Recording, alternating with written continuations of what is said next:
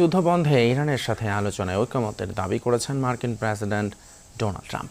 তবে তার এই দাবিকে উড়িয়ে ইরানের স্পিকার বাঘের কালিবাফ বলেছেন, বিপদ থেকে বাঁচার জন্য মিথ্যা কথা বলছেন ট্রাম্প। আলোচনা নিয়ে ওয়াশিংটনের এই দৌড়ঝাঁপের মধ্যে ইসরায়েল ও মার্কিন স্থাপনায় হামলা অব্যাহত রেখেছে আইআরজিসি। অন্যদিকে ইরানের উরমিয়া সহ বিভিন্ন শহরে মার্কিন হামলায় হতাহত হয়েছেন বহু ইরানি। মিসাইলের গায়ে লেখা হচ্ছে শত্রুদের প্রতি হুঁশিয়ারি বার্তা। এরপর মার্কিন এবং ইসরায়েলি অবস্থান লক্ষ্য করে ছোড়া হচ্ছে একের পর এক ক্ষেপণাস্ত্র। সমঝোতা আর আলোচনার নানা দাবি নিয়ে যখন দৌড়ঝাঁপ চলছে মার্কিন প্রেসিডেন্ট ডোনাল্ড ট্রাম্পের, তখন এভাবেই হামলা অব্যাহত রেখেছে ইরান। এসব ক্ষেপণাস্ত্র আঘাত হানে রশহেইন সহ তেল আবিবের বিভিন্ন এলাকায়। ক্ষতিগ্রস্ত হয়েছে বিভিন্ন ভবন। আগুন জ্বলতে দেখা যায় বেশ কিছু স্থাপনায়। জরুরি বিভাগ সহ বিভিন্ন সংস্থার সদস্যদের রাতভর ব্যস্ত থাকতে দেখা যায় পরিস্থিতি সামাল দিতে। ভোরের আলো ফুটতেই দেখা যায় ক্ষতিগ্রস্ত বিভিন্ন স্থাপনার দৃশ্য।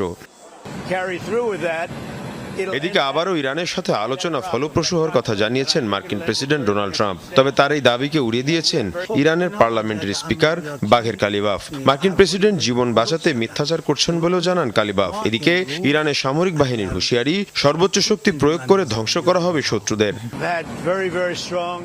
মধ্যপ্রাচ্যের মিত্রদের সাথে আমাদের খুবই কার্যকর আলোচনা হয়েছে। বিভিন্ন ইস্যুতে আমরা একটা ঐক্যমত্যে পৌঁছাতে পেরেছি।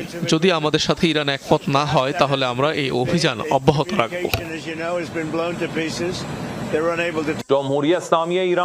ইসলামী প্রজাতন্ত্র ইরানের পারস্য উপসাগরীয় অঞ্চল ও ওমানের জলসীমায় পূর্ণ কর্তৃত্ব রয়েছে। আমরা হরমুজ প্রণালীর উপর বিচক্ষণতার সাথে নিয়ন্ত্রণ বজায় রেখেছি। আমাদের এখানে মাইন পুঁতে রাখার কোনো দরকার নেই। তবে প্রয়োজনে আমরা আমাদের সব সক্ষমতা ব্যবহার করব। বহিরাগতদের এখানে হস্তক্ষেপের কোনো অধিকার নেই। এদিকে ইরানের কৌশলগত বিভিন্ন স্থানে হামলা অব্যাহত রেখেছে ইসরায়েল ও মার্কিন বাহিনী। আইআরজিসির সামরিক অবস্থান এবং শীর্ষ নেতাদের অবস্থান লক্ষ্য করে তেহরান সহ বিভিন্ন স্থানে চলে হামলা। এর মধ্যে উরমিয়া শহরে প্রাণ গেছে 5 ইরানির। এ অবস্থায় সেন্টকম বলছে, এখন পর্যন্ত ইরানে 9000 বারের বেশি হামলা চালিয়েছে মার্কিন বাহিনী। মীর মুশফিকা হাসান, যমুনা নিউজ।